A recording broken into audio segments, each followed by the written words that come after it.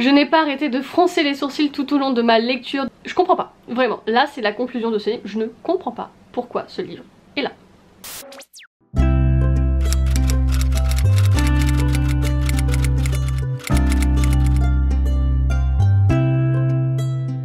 Hello hello, j'espère que vous allez bien. Aujourd'hui on se retrouve pour que je puisse vous faire mon bilan lecture du mois de septembre avec un petit peu de retard, j'en suis désolée. On va parler donc de tous ces livres dans la vidéo. Évidemment je les ai classés et on va parler de mes plus grosses déceptions jusqu'à peut-être mon coup de cœur du mois de septembre. En tout cas j'espère que vous de votre côté vous avez passé un bon mois de lecture. N'hésitez pas à faire part de tout ça dans les commentaires puisque ça peut être l'occasion de découvrir de bonnes lectures ou peut-être de passer à côté de certaines d'entre elles parce qu'elles ne valent pas le coup. En tout cas si vous êtes nouveau sur la chaîne n'hésitez pas à vous abonner et à suivre mon contenu livresque sur les autres réseaux, tout est répertorié dans la barre d'infos. Bref, on passe tout de suite à ma plus grosse déception du mois. Bon, si vous avez suivi mes péripéties au cours de ce mois-ci, vous allez peu être surpris par la dernière place qu'occupe ce petit classement puisqu'il s'agit de la lecture commune que nous avons organisée sur le Discord. Donc j'ai entamé Hadès et Perséphone le tome 1 écrit par Scarlett Sinclair. Je devais absolument découvrir ce livre-ci puisque tout le monde en parle sur les réseaux sociaux. Je devais savoir de quoi il s'agissait et faire mon propre opinion, mon propre avis. Je partais avec énormément d'a priori étant donné tous les retours qu'il y a pu avoir, d'autant plus qu'il s'agit d'une new romance et que ce n'est pas forcément mon genre préféré. Je me suis dit pourquoi pas, écoutez, s'il attend plus sur les réseaux sociaux c'est que ça doit sans doute me plaire, d'autant plus que je suis ultra fan de la mythologie grecque. Donc je me suis dit ok, pourquoi pas. Dans ce livre, donc si vous ne connaissez pas Hadès et Perséphone, c'est tout simplement la réécriture du mythe de Hadès et de Perséphone à une version plus contemporaine. Donc on suit notamment Perséphone qui tente de faire ses études à l'université, même si sa mère a du mal un petit peu, elle a laissé vivre sa vie un petit peu comme une humaine. Elle est cachée parmi les autres, hein, personne ne sait qu'elle est une déesse. Mais lors d'une soirée évidemment elle va rencontrer Hadès puisqu'elle va dans son bar et sans faire exprès elle va faire un pari avec lui, elle va se retrouver marquée et elle va devoir donc créer de la vie dans les enfers si elle veut être libérée de son emprise et ne pas terminer sa vie en enfer. Donc soit elle finit dans la prison dorée de sa mère dans son orangerie et sous sa protection, soit elle finit dans la prison des enfers avec Hadès. Un dilemme assez important quand même pour elle puisque elle est donc dans une quête de liberté et d'affranchissement de soi, vraiment de pleine conscience et d'affirmation et de confiance en soi. Donc cette partie là de cette histoire je l'ai beaucoup appréciée. On a vraiment une affirmation du personnage de Perséphone. Toutefois j'ai eu énormément de mal avec la romance qui a vraiment pop-up comme ça sans vraiment de background derrière, d'histoire et d'approfondissement. Ils se sont retrouvés au bout de 130 pages à s'embrasser à pleine bouche alors qu'ils se connaissaient à peine et je me suis dit ok, c'est un peu gênant. Je n'ai pas arrêté de froncer les sourcils tout au long de ma lecture, de toute façon vous le savez si vous avez suivi mon weekly vlog où j'en parlais, ça a été très gênant. Il y a des passages qui m'ont énormément gênée et dérangée parce que le choix de vocabulaire qui a été donc employé pour parler de certains phénomènes, certaines scènes, c'est extrêmement problématique, surtout quand c'est lu par des adolescentes. Je suis désolée, on n'empale pas une femme, ce n'est pas un mot de vocabulaire qui est approprié pour désigner ce genre d'événement, ce n'est pas de la dark romance. Derrière c'est écrit 2 femmes sur 3.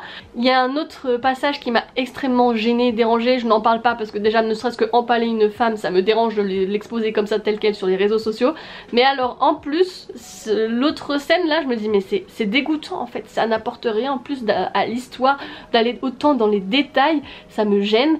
Bref, je n'ai pas aimé, mais au moins je sais de quoi il s'agit, je sais comment en parler et ça me confirme du coup dans mon choix de ne pas poursuivre et de vendre cet exemplaire.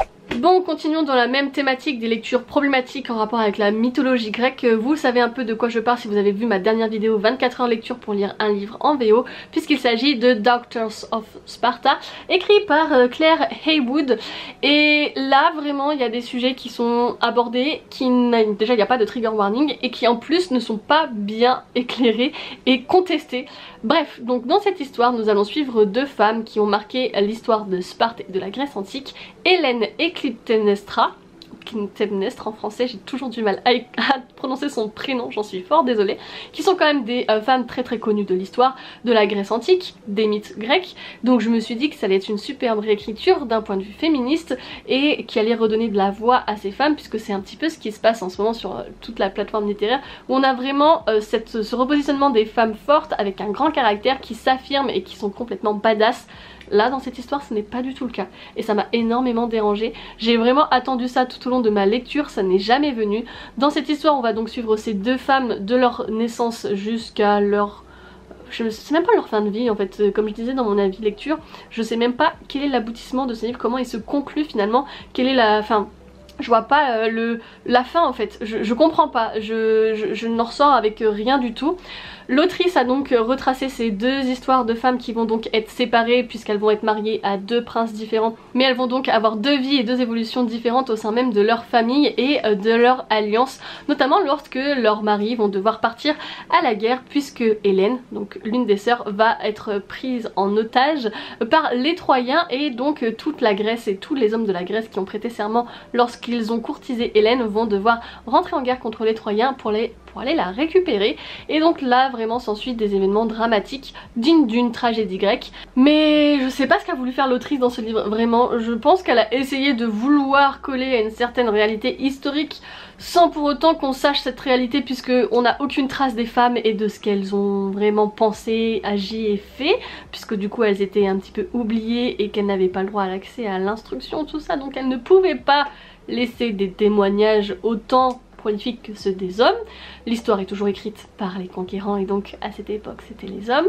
Donc se cacher derrière une sorte de réalisme historique, je trouve que c'est un petit peu problématique, parce que là il n'y a aucune dénonciation des violences faites aux femmes. C'est problématique, c'est extrêmement dérangeant, donc c'est dans la fois des violences physiques mais également mentalement, spirituellement, j'ai envie de dire, n'est-ce pas le bon terme. Donc là c'est dérangeant, vraiment je n'ai pas compris en fait l'objectif de ce livre. Ça n'a pas du tout redonné une bonne place à ces femmes qui sont pourtant ultra badass dans la mythologie grecque et dans l'histoire grecque. Là elles sont plutôt minimisées, elles sont plutôt soumises et je ne comprends pas l'objectif de ce livre, vraiment. En plus de cela il y a plein de références à la mythologie grecque qui ne sont même pas mentionnées voire exploitées. L'origine de Hélène avec le fait que Zeus se soit transformé en cygne pour séduire sa mère pour s'accoupler avec elle et donc elle est le fruit de cet accouplement n'a même pas été clairement mentionné. Tout ce qui se passe autour de la guerre de Troie n'a pas vraiment de sens. Voilà, bref, je m'arrête ici parce que j'ai passé plus de 20 minutes à écrire un avis sur Goodreads bien détaillé pour bien poser les mots et les termes comme il le faut. Mais ce livre aussi, pareil, je ne le garde absolument pas dans ma bibliothèque et j'ai extrêmement été déçue et j'ai vraiment... Je comprends pas, vraiment. Là, c'est la conclusion de ce livre, je ne comprends pas pourquoi ce livre est là. Dernière petite déception livresque qui était tant attendue sur la plateforme pour la rentrée littéraire. Je ne l'ai plus avec moi puisque je l'ai prêté à un ami pour qu'il le lise également. Il s'agit donc de La Tisseuse de Mélodie de Sarah Abbasi, publiée chez Hachette Roman, qui est donc la sortie phare de cette rentrée littéraire chez la maison d'édition Hachette Roman. Donc ici nous allons plonger dans un univers où la mélodie est au centre de celui-ci et j'ai vraiment trouvé cet univers magique très beau. Donc je pense que vous en avez entendu parler mais je vais vous faire quand même un résumé. Donc dans l'univers de la tisseuse de mélodie, il y a plusieurs royaumes et nous sommes dans le royaume de Sol, dans lequel les tisseuses de mélodie sont donc des femmes qui ont eu le don de recevoir donc de la part du dieu ce don spécifique qui leur permet d'entendre une mélodie qu'elles retranscrivent sur une feuille pour ensuite qu'ils soient interprétés, car c'est comme ça qu'elles permettent de voir l'avenir, donc des fragments d'avenir de personnes qui habitent dans le royaume, et elles vivent recluses dans leur couvent en fait, dans ce qu'on a, enfin, je sais plus comment on appelle ça, mais oui ça doit être un couvent, donc dans lequel elles font ceci parce qu'elles ne doivent absolument pas croiser le destin de d'autres personnes mortelles au risque de un petit peu les bousculer, ce qui n'est pas l'objectif. Donc elles doivent absolument pas croiser le regard de ces personnes là, et il va y avoir du coup un événement qui se déroule je crois tous les 7 ans ou 10 ans dans ce couvent, où il y a évidemment des invités qui vont venir et malheureusement notre protagoniste principale va avoir un eye contact avec un garçon et ce n'est pas l'avenir de celui-ci qu'elle va voir, c'est plutôt le sien qui va être dramatique puisque du coup elle atteint un petit peu à la sûreté de l'État et donc elle va décider de s'enfuir et de retrouver ce jeune homme à l'extérieur. Donc elle est recherchée par énormément de personnes mais elle va essayer de modifier son destin de ce qu'elle a pu voir pour ensuite pouvoir réintégrer le couvent, enfin en tout cas c'est ce qu'elle espère, mais on va voir que nul n'échappe à son destin et que justement en faisant ceci peut-être qu'elle le réalisera. Bref, c'est le petit speech de base qui vraiment est super intéressant, l'univers est très envoûtant. Toutefois, je pense que la plume est destinée à un autre public que moi, puisque c'est une plume très travaillée, très poétique, elle est vraiment sublime, mais c'est ce qui m'a fait décrocher de ma lecture et qui a failli me causer une panne de lecture car je m'acharnais justement à vouloir lire cette histoire pour vous faire une revue complète. Je me suis sentie un peu à côté de la plaque et je me suis dit mince, j'arrive pas à saisir la beauté de cette histoire et donc de cette plume assez complexe. Je me suis dit mais c'est beau en fait, mais ça me fait décrocher et j'ai été rassurée de voir que je n'ai pas été la seule à partager cet avis sur les réseaux sociaux. Donc je pense qu'il y a vraiment du potentiel dans cette lecture. Je vous invite, si il vous intéresse, à vous rendre en librairie pour vraiment lire les 3-4 premières pages pour voir si ça peut vous intéresser et si vous pouvez approfondir votre lecture. Si c'est un peu trop complexe pour vous, je vous conseille de passer votre chemin puisque du coup ça pourrait vous causer, comme moi, une panne de lecture. Donc j'ai quand même terminé le premier tome, toutefois j'ai trouvé qu'il y avait quelques lenteurs dans l'histoire qui m'ont un peu dérangée également, donc c'est pour cette raison que je ne continuerai pas avec le prochain tome. Pourtant c'était une histoire que je voulais apprécier étant donné que je suis l'autrice sur les réseaux sociaux et que j'ai entendu toute la création de son histoire etc avec les podcasts, donc je suis vraiment déçue de ne pas avoir accroché, mais c'est comme ça et il faut le dire aussi quand c'est le cas pour un petit peu prévenir et que vous ne soyez pas autant déçus que moi. Poursuivons avec une autre autrice francophone publiée chez Hachette Roman que j'ai reçue en service presse. Il s'agit du format poche de Bruxelles écrit par Éléonore de Villepoix que je voulais découvrir depuis sa sortie en grand format, mais j'ai tellement retardé son achat et sa découverte que finalement le format poche est sorti, donc c'était l'occasion de pouvoir le découvrir et vous en parler. Donc dans cette histoire nous allons suivre une fable animalière très intéressante. Nous allons suivre 3 oiseaux issus de 3 espèces différentes, un pigeon, une corneille et un rouge-gorge, qui sont donc chargés par le Parlement des oiseaux d'enquêter, puisqu'à Bruxelles il y a des mystérieux vols d'œufs et donc des progénitures qui sont tuées. Même si le Parlement des oiseaux est quasiment ferme, il s'agirait des perruches qui volent ces œufs. Ainsi donc ces 3 congénères vont devoir mener l'enquête auprès de ces perruches et de tous ces oiseaux qui vont donc graviter autour d'eux, puisque finalement on va voir que c'est des relations beaucoup plus complexes et que chacun a des intérêts personnels à tirer donc de cette histoire, et c'est extrêmement drôle puisque j'adore déjà quand les animaux sont personnifiés et qu'on leur donne des traits humains, mais là clairement on va retrouver les caractères que je pouvais m'imaginer pour chaque oiseau. Vraiment un pigeon je l'imaginais tel quel, un rouge-gorge pareil et la corneille exactement pareil avec ce caractère etc. Donc c'est vraiment ultra intéressant de voir que tous les opposent ces 3 là mais qu'ils vont par la force de cette enquête devoir collaborer entre eux et essayer de s'entraider finalement et de créer des liens entre eux. Très touchant aussi, et puis finalement on a un peu une réflexion sur les différences et l'acceptation finalement de tous ces éléments, et aussi une réflexion sur la vie humaine, parce que finalement ces oiseaux sont donc évoluent dans une ville et on va voir que l'impact des humains est quand même assez important pour cet équilibre qui est des oiseaux, équilibre naturel qui n'est plus si naturel que ça à travers cette histoire. Donc j'ai vraiment bien aimé, c'était vraiment sympa, et surtout j'ai adoré la mise en page puisque du coup on a des petites notes sur le côté comme ça qui sont intégrées à la lecture plutôt que d'être mis en bas, puisque ça fait partie intégrante de l'histoire. C'est vraiment sympa et on est aussi avec des images vraiment très intéressantes, très jolies, donc vraiment un petit coup de cœur quand même sur celui-ci. J'ai bien apprécié ma lecture, elle était vraiment très sympa et j'ai enfin découvert cette histoire, c'était vraiment avec un grand plaisir.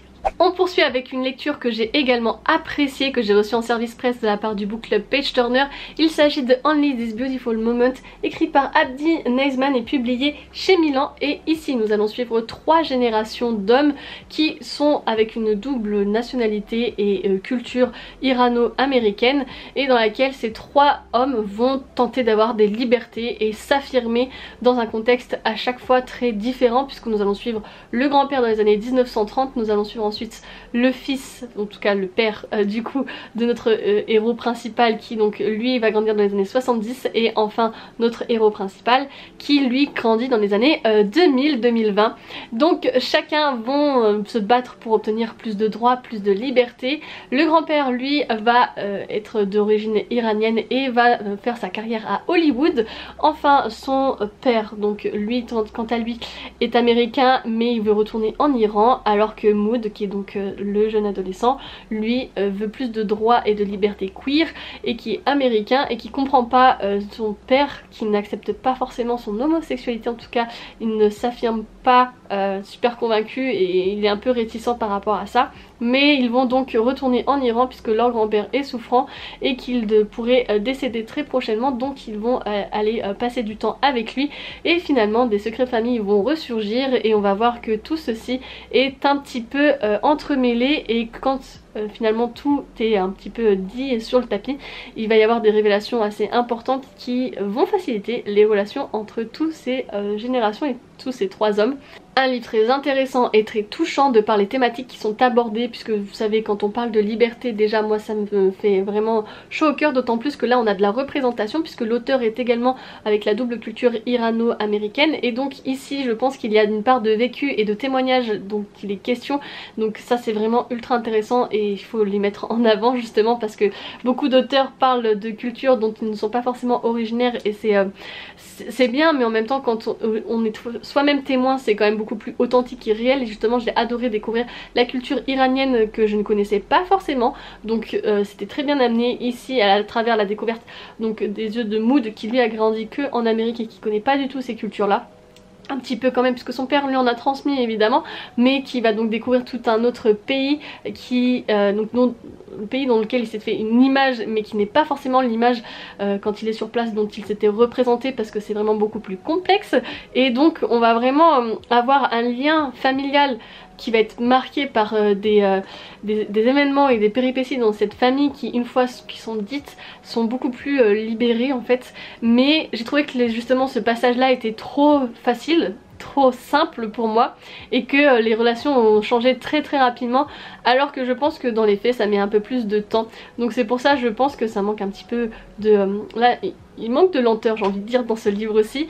C'est vraiment ultra intéressant de voir tout ça et d'en avoir appris beaucoup plus dans ce livre aussi, surtout qu'il y a de la représentation queer. Voilà, je vous en dis pas plus pour découvrir, c'était vraiment magnifique comme livre.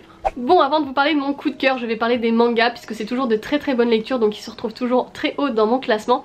Déjà dans un premier temps j'ai découvert les 2 premiers tomes de la saga Les Cartographes. Donc c'est une saga de manga qui se déroule en 3 tomes seulement, donc là il me manque juste le dernier, il va bientôt paraître.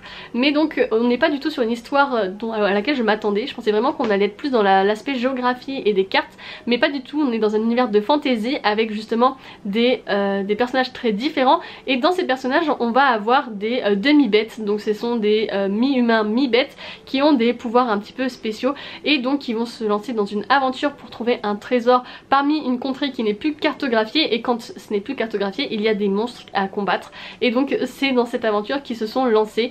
J'avoue que c'est intéressant et c'est assez facile à lire, et vraiment une saga en 3 tomes pardon, dans un manga c'est assez rare, donc ça peut être vraiment sympa pour vous y pencher en sachant que voilà ça va être court et intense. J'ai hâte de voir où ça va nous mener.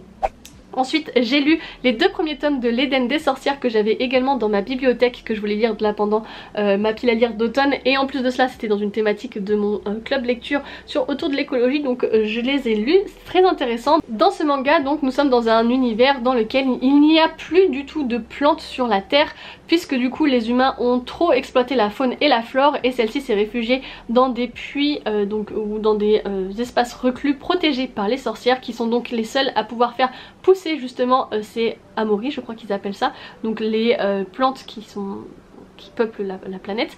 Et les sorcières donc vivent reclus vraiment de la société, elles sont cachées même totalement, et les humains donc vivent dans un désert vraiment de sable et de poussière très sec, même s'il y a évidemment quelques ressources exploitées par des sorcières qui sont, je pense, exploitées par le gouvernement pour nourrir justement une partie de la population.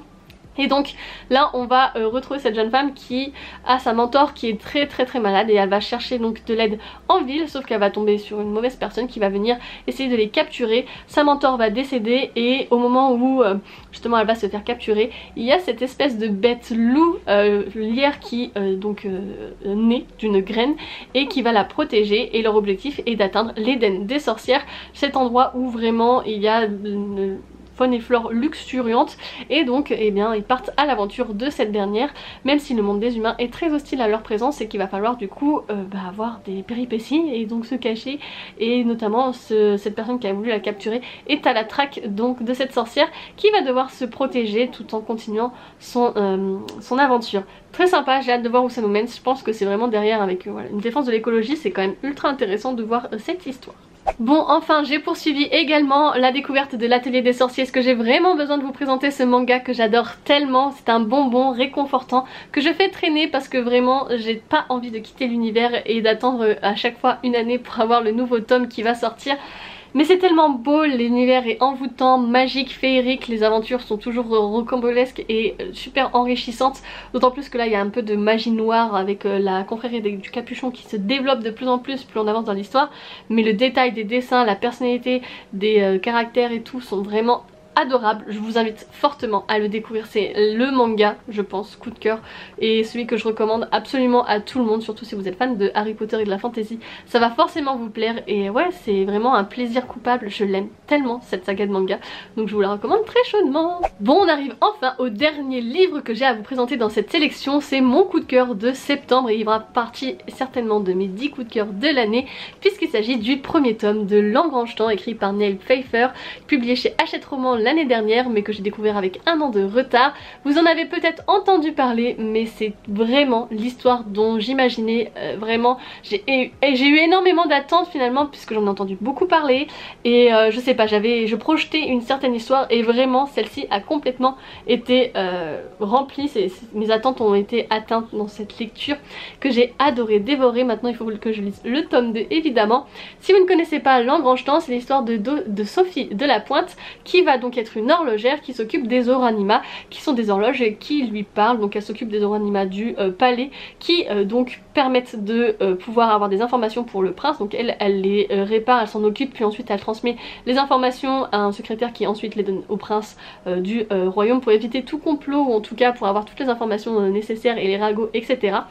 Et un jour elle va se retrouver finalement devant le frère jumeau du roi, donc qui va venir la voir dans son horlogerie et qui va lui demander si elle connaît ce que c'est que un engrange-temps, puisqu'il veut donc l'utiliser pour revenir dans le passé. Sophie elle est vraiment tiraillée puisque cet objet lui permettrait de revenir dans le passé pour un petit peu enquêter sur la disparition assez étrange de son père qui est donc décédé, mais en même temps son père lui a toujours dit que ce n'était pas bien de voyager dans le temps, mais elle va se retrouver finalement propulsée dans le passé pour des intentions dont le frère du roi ne lui avait pas forcément communiqué, et finalement malgré elle, elle se retrouve dans une situation très délicate et elle se retrouve coincée dans le passé dont sa présence va impacter très fortement le futur. Donc vraiment très hâte de voir où ça va nous mener. J'ai tendance à ne pas aimer les tropes qui sont dans ce livre aussi, mais là j'ai adoré. Vraiment les voyages déjà dans le temps c'est pas trop mon truc parce que je me dis bon c'est pas très cohérent, etc. Là les explications étaient claires, fluides. Et en plus de cela, ce premier tome se termine comme si on n'avait pas besoin d'un deuxième, donc très curieuse de voir où vont nous amener les aventures de Sophie, parce que plus elle sent mêler les pinceaux dans son histoire, pire c'était. Et je me suis dit mais comment ça va se terminer, comment ça va être possible finalement cette histoire. Mais j'ai adoré, vraiment un vrai coup de cœur que je vous recommande également si vous aimez bien les univers de fantasy, de voyage dans le temps et un petit peu de romance. Et bien voilà, nous avons fait tout le tour de mes lectures de septembre. J'espère que vous avez apprécié cette vidéo, n'hésitez pas à me faire part de vos avis également sur ces livres que je vous ai présentés ou sur les livres que vous avez lus dans les commentaires. Si vous êtes resté jusqu'ici, évidemment mettez une petite horloge dans les commentaires puisque c'est en lien avec le dernier livre que je vous ai présenté. Merci énormément pour votre soutien. Si vous êtes nouveau, je vous rappelle que vous avez tous mes réseaux dans la barre d'infos pour plus de contenu livresque. Je vais donc vous laisser ici, je vous souhaite de bonnes lectures jusqu'à la prochaine vidéo et surtout n'oubliez pas de vous évader. Ciao ciao.